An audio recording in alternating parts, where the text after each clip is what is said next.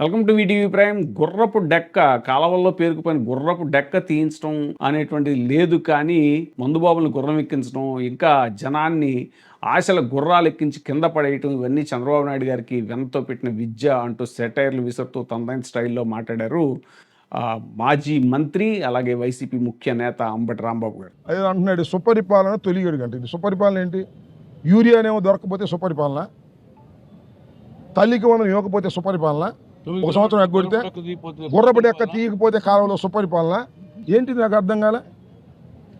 ఇవాళ అన్నదాత సుఖీభావ సంవత్సరం ఎగ్గొట్టావు 20,000, ఇది సుపరిపాలన?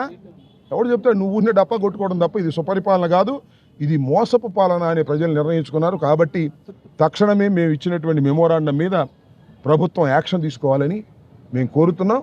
యాక్షన్ తీసుకోకపోతే ఉద్యమ రూపంలో దీన్ని ముందుకు తీసుకువెళ్తామని కూడా ఈ సందర్భంగా చెప్పదచ్చు. తొలి అడుగు కార్యక్రమంలో ప్రజలు ఇంకా అల్టిమేటం ఏం జారీ చేయలేదు. మేము అల్టిమేటం జారీ చేస్తాం అవసరం అయితే.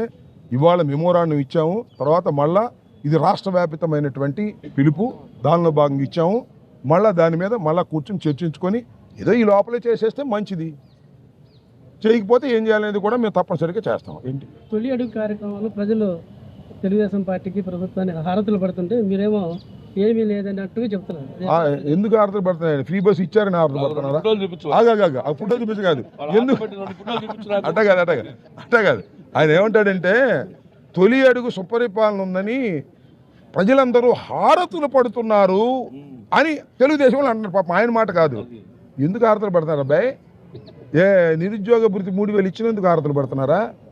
లేడీస్ అంతా ఫ్రీ బస్ ఎక్కి తిరుగుతున్నందుకు హారతులు పడుతున్నారా? లేకపోతే గ్యాస్ బండలు 3 ఇచ్చినందుకు హారతులు పడుతున్నారా? లేకపోతే అదేలే 3 లేకపోతే అన్నదాత సుఖీభవ 20,000 మొదటి సంవత్సరం ఎగ్గొట్టినందుకు ఇస్తున్నారా? లేకపోతే ఆడబిడ్డ నిధిని 15,000 చూసారు? ఒకసారి మీరు కొట్టి చూడండి. అక్కలారా చెల్లెళ్ళారా డైరెక్ట్గా మీ అకౌంట్లోకే 15,000 గొద్దండి సైకిల్ మీద అన్నారు, గుద్దారు. ఇప్పుడు గుద్దుతున్నాడు 15,000. ఏమయ్యా ఎందుకు హారతలు పడుతున్నారు? ఆంధ్రాను అమ్మమంటానిక? అసలు 15,000 చొప్పున ప్రతి ఆడబిడ్డకి 15,000 ఇవ్వాలంటే ఆంధ్ర నమ్మేయాలన్నాడే మహానుభావుడు. ఆంధ్ర నమ్మేస్తారా? మన సింగపూర్ ఎందుకు వెళ్ళాడు అబ్బాయి? ఆంధ్రాను అమ్మడానికి వెళ్ళాడేమో, కనుక్కోండి ఒకసారి.